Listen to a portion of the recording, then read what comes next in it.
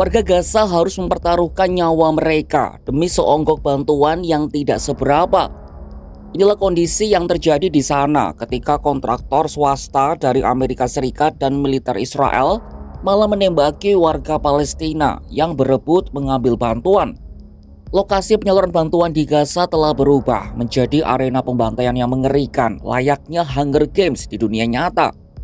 Ironi miris yang terjadi di dalam buku bestseller itu terwujud di dunia nyata.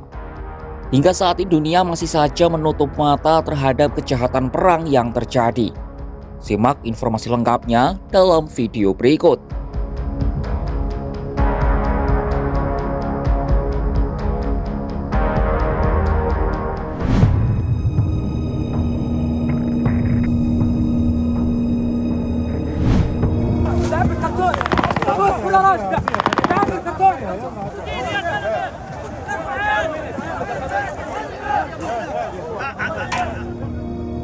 Istilah Hunger Games di Gaza disebut oleh Taqwa Ahmad Alwawi, seorang penulis dan penyair dari Gaza dalam tulisannya di Al Jazeera. The Hunger Games merujuk pada novel dan film yang intinya menceritakan soal permainan hidup dan mati di sebuah negeri distopia bernama Panem. Alwawi mengatakan kisah dalam film itu tidak hanya fiksi, tapi terjadi juga di Gaza setiap harinya. Sejak blokade Israel pada Maret lalu, kelaparan menyebar ke seluruh wilayah. Sebagian besar keluarga hanya makan satu kali, bahkan beberapa tidak makan sama sekali selama berhari-hari.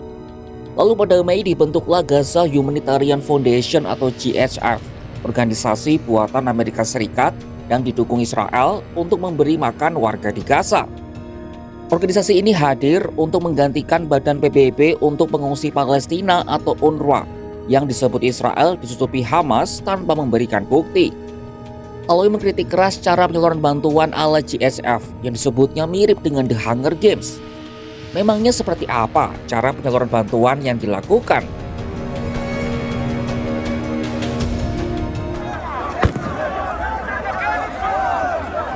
Begini, ada zona bantuan yang oleh warga Israel disebut sebagai koridor Netzarim. Distribusi berlangsung di area berpagar dekat Jalan Salah al-Din. Area ini dikelilingi oleh pasir dan dijaga oleh kontraktor militer asing. Ada tank tentara Israel yang ditempatkan di dekatnya. Tak ada jadwal yang jelas untuk pengiriman bantuan. GHF kadang membuka gerbang pada pukul 4 pagi, kadang lebih lambat. Warga Palestina disebut mulai menunggu mulai dari matahari terbenam pada malam sebelumnya. Ketika gerbang akhirnya terbuka, kerumunan orang membanjiri tempat itu. Tak ada antrean, tidak ada staf, tidak ada rambu-rambu. Diceritakan Alwawi terdengar dari pengeras suara seseorang berteriak, 4 menit, ambil apapun yang bisa kau ambil. Kotak-kotak makanan ditinggalkan di tengah pasir, tapi jumlahnya tak sebanding dengan jumlah warga yang berebut.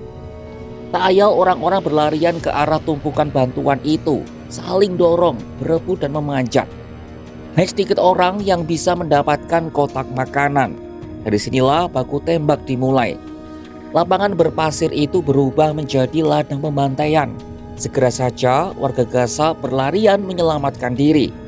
Tak sedikit yang berakhir meregang nyawa di arena maut berkedok distribusi bantuan ini. Sejak akhir Mei, lebih dari 500 orang tewas ketika coba mendapatkan bantuan. Lebih dari 4.000 lainnya mengalami luka-luka.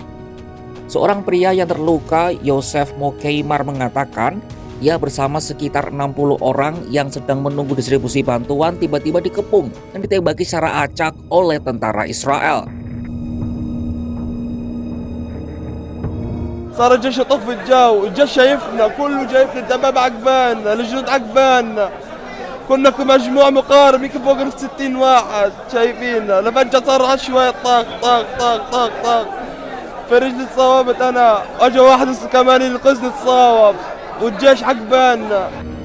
Penulis asal Gaza itu membandingkan dengan sistem penyaluran ala UNRWA yang jauh lebih rapi dan tentu saja aman. Setiap keluarga yang terdaftar di lembaga itu memiliki kartu identitas yang dapat digunakan untuk menerima bantuan dan disalurkan lewat proses yang cermat dan transparan. Kaum rentan seperti janda, yatim piatu, lansia, dan penyandang disabilitas mendapatkan prioritas utama. Namun bahkan ketika bukti-bukti sudah terpampang jelas, Israel masih saja menyangkal.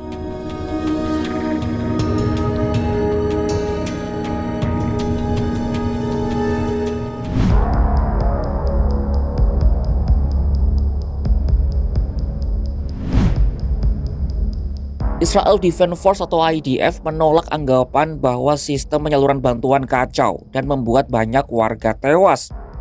Juru bicara IDF, Jenderal Evi Devrin, menyebut kabar itu hanyalah kebohongan dan propaganda yang dibuat oleh Hamas, Kamis 3 Juli 2025. Devrin bahkan sesumbar pihaknya telah mengirimkan 1 juta paket makanan untuk warga sipil.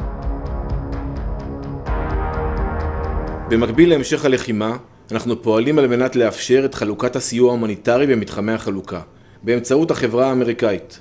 למרות התנגדות חמאס לסיוע, וחרף כל מאמציו לפגוע בו, תושבי עזה ממשיכים להגיע יום אחר יום אל מרכזי החלוקה.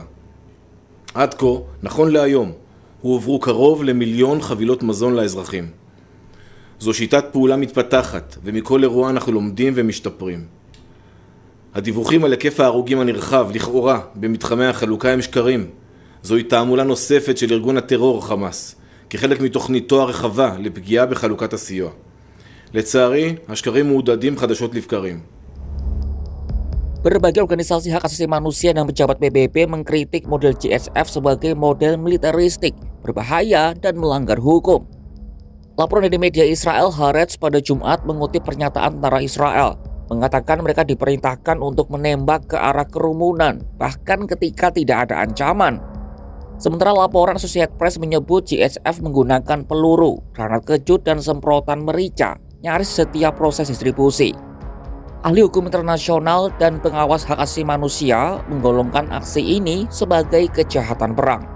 Merujuk hukum humanitar internasional, pihak-pihak yang berkonflik harus memastikan perlindungan kepada warga sipil dan pengiriman bantuan kemanusiaan tanpa hambatan.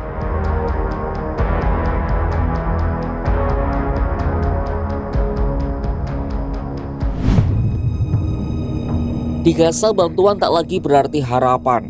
Ia datang tanpa jadwal, tanpa jaminan, tanpa nyawa yang pasti selamat. Yang lapar harus berlari, berebut, dan berdarah demi sekotak makanan. Di negeri yang dikepung, bahkan kemanusiaan dipagari moncong senjata. Israel membantah, dunia bungkam, korban terus bertambah. Apa yang kita sebut distribusi bantuan di sana menjelma jadi arena pembantaian.